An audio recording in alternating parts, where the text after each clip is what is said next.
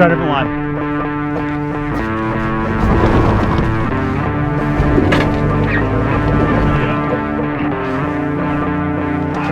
Hang on, we'll get it, we'll get it.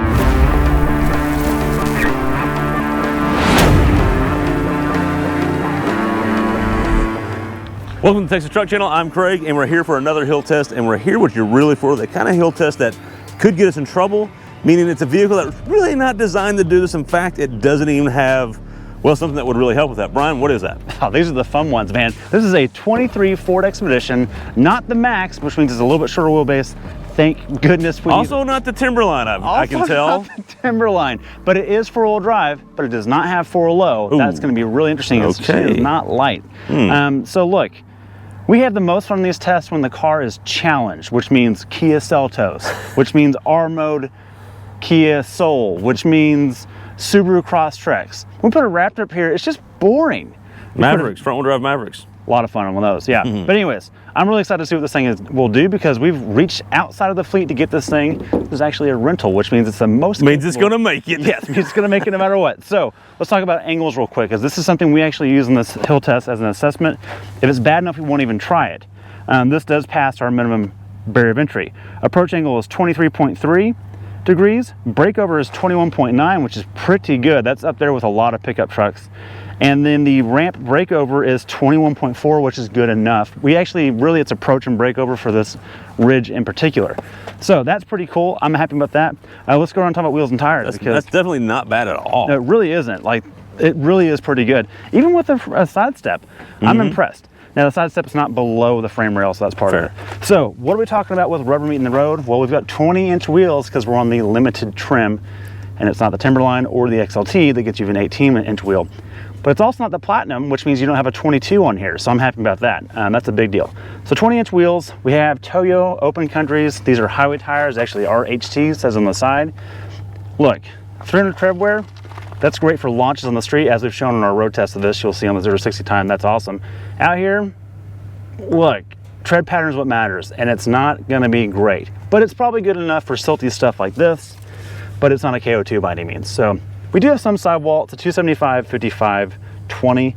Could be a lot worse. I'm actually pretty happy with having enough rubber there. If you had to air down if you're in trouble, you could some, although it's not gonna help us here, and we don't do that anyways with road tests. So we talked about breakover. Let's show departure. Okay, out back. That's a fair amount right there. So departure angle is actually gonna be your lowest point of the rear to where the tire meets the ground. It could be worse, but again, it won't really matter for this too much. Let's show the drive modes on the inside. Kind of like a Defender 130. Seems awfully similar, doesn't it? Yeah. As Brian's getting ready for the show us the drive modes, one of the only things we're really worried about in this vehicle is right around here, the muffler hangs down a little bit. So we're worried we'll do that breakover that might drag a little bit, so we're gonna keep an eye out for that. Something to look out for. Brian, drive modes, we do have some, although we don't have 4-low, they give us some goodies. We also don't have a locker, which the Timberline gives you a unconventional locker, but a locker nonetheless. And you don't even get a cheap G80 locker like you get in GMs. That's a good point. Well, anyway, let's see what happens. All right, so drive modes. Bring it down here to Command Central. You've got the shifter out of a Shelby GT500 or a Ford GT, as Craig pointed out. You better believe it. Or any other Ford product with this knob. You've also got drive mode control here. You've got 2 high, 4 auto, which we love for on-road use, and 4 high. I've got a feeling this is going to be our key today. We do have hill descent control though. Interesting you have that, but you don't have 4 low. So some intent. Some intent. And then we get some drive modes. Get some drive modes. So you spin this guy, and it pops up in the middle here. Oh, I'm gonna turn the seatbelt warning off. So we've got normal, sport, and eco. Eco, who cares? Sport, yeah. Trailer tow, which is actually probably a big deal for this. And let's hop it past normal. You've got slippery, which is gonna be for inclement driving weather. And then you've got, let's see here, sand and mud ruts. Man, these aren't really ruts, but it's not really sand. I think we start normal and see what we get. Okay. Now down here, I think we need to be in 2 high, which is going to switch back to, these modes will configure which one it thinks is best, but you can still come in and manually swap it to what you want. That's which nice. I like that Ford gives you the option. Right. All right, Brian, so starting off in normal and in two-wheel drive. And I'm going to turn traction off because I like to give the least amount of aids and see what she can do. Okay. All right, so we're taking a vehicle, again, that should not be up here and doesn't really have any business, not with those tires and not with the trim it has, and, well, not having 4-low. But let's see what happens in two-wheel drive. We usually start losing traction about right here in two-wheel drive in a lot of vehicles. We don't have a G80 locker. We don't have an electronic locker. Let's see what happens. And we don't have the right tire. And we're losing traction early. But we're still moving. You can see the power going side to side on the wheels. So it goes from that side to this side. No locker. I gotta better come up here and spot him because he's getting farther than I thought he would. He's got a little bit more to go to get to the... He's getting pretty far. Without traction control and without a locker, pretty far. I'm impressed. How's the nose doing? How far is it? You got this much more to go. Okay, I have no front camera, so I can't tell. Okay, I've got you.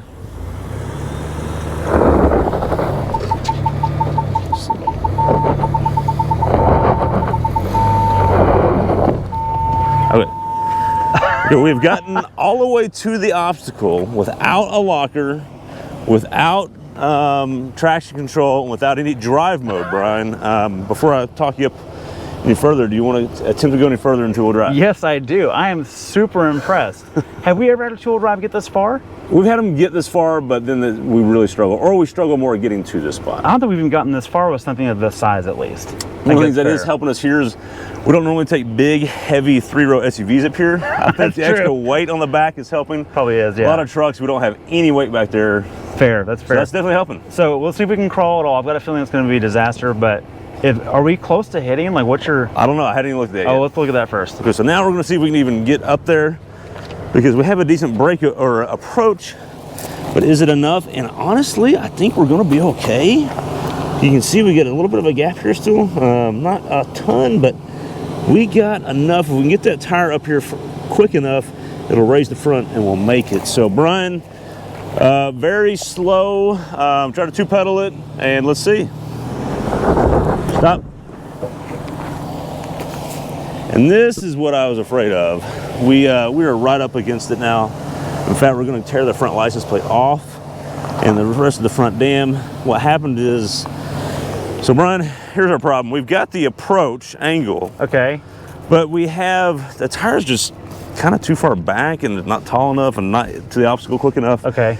It is It's actually not coming up quick enough. You're gonna rip the front license plate off, and so we're not gonna be able to do this. Wait a minute. What about the bumper? I don't care about the plate. The bumper is not gonna be a problem too. Okay. It's not gonna make it. Okay. All right. So that means hybrid line. Time for hybrid line, Okay. which is sometimes actually harder and test the vehicle even more. I think it's actually more challenging for the traction control systems. That part's true. But we know as far as approach angle, because of the license plate configuration, it's not quite good enough for the hill test. If you, yeah, a little bit disappointing because it got really far. Well, until it just ran out of angle. And we've had vehicles with a 20-degree approach angle will just barely make it. Yes. So this was on the bubble. It really depends on how that bumper's laid out, and this bumper's just laid out just a certain way. It's not going to work. Bummer. But and also we've chewed this hill up enough that it's probably a bigger issue. That's true too. So. All right. So normally 20 degrees is enough, but it really, again, really depends on the design of that front bumper. So what we're going to do now is we're going to try the hybrid line. We're going to split the main line and the bypass line because we've got a big off-camber obstacle that really crosses the vehicles up.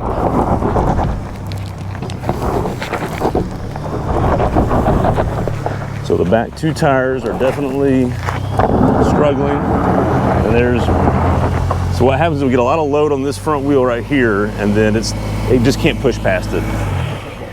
So that was my foot to the floor, by the way. Yeah, and what's happening is you're loading up this front tire, you're putting a lot, it just can't push past it. Is that what it is? Two-wheel drive, yeah. Well, I can also feel that it's detecting wheel slip over there. Even though traction is off, it's still going, uh-oh. Yeah. So it's still doing something a lot in the background. So I think what we should do is I'm going to reset, and I think we need to go into the first off-road mode, or do you just want to go leave it on normal and try 4 auto? It doesn't matter, I'm good to go. Let's try 4 auto first and see what it does without any modes engaged. Okay, let's do it.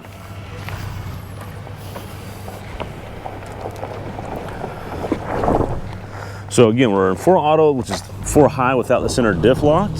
So we get power to these front wheels now, which is gonna help a lot, especially when we start loading it up here. Now I'm gonna get up here to make sure we don't tear anything up. So what we've got now is that tire is turning, that back one's turning. So now we're crossed up. Keep on coming.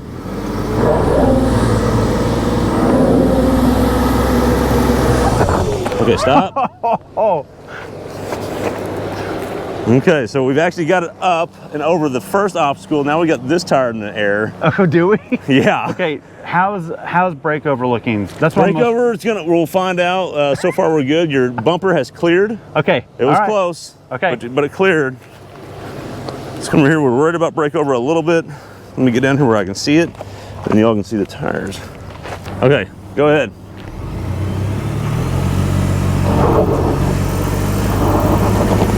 Turn to the right. It's got it.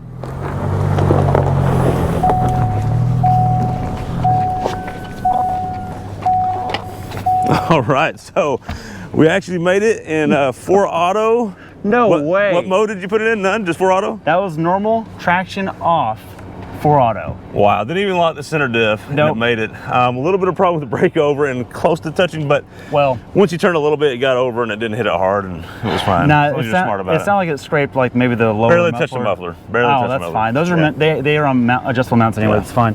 Look, I'm impressed, and this goes to show. So I'm thinking back on the Kia Telluride we had not too long ago, how traction control management does matter in scenarios like this. I had traction off, and this thing's so advanced it's still working in the background, but it was still allowing wheel slip if I was trying to get unsettled out of something, which is why you turn traction off nowadays. It's almost like Ford worked with Land Rover at one point. It's really odd. It seems a lot. But yeah, like traction control system worked really good. real good. Bravo Ford, and this is not the off-road trim. No lockers. This is meant for like rainy weather and sleet and snow, and that's it. It goes to show you that Timberline would get you just about anywhere you want to be in this size of a vehicle. Well, and you can go the main line without doing the twist Yeah, up. But even when you twist up, the system's capable enough, and this doesn't have the rear locker. No, or the tires. Or we didn't use the center locker just now. Yeah, exactly. So with that, thanks for Thanks for locking. Thanks for locking. Thanks for watching another hill test. We love taking vehicles that don't belong up here. Although maybe this one does. It's our favorite hobby. It's our favorite hobby. Thanks for watching. Be sure to subscribe and like. Leave us some comments below and let us know how he could have driven that better. Thanks. Lies again.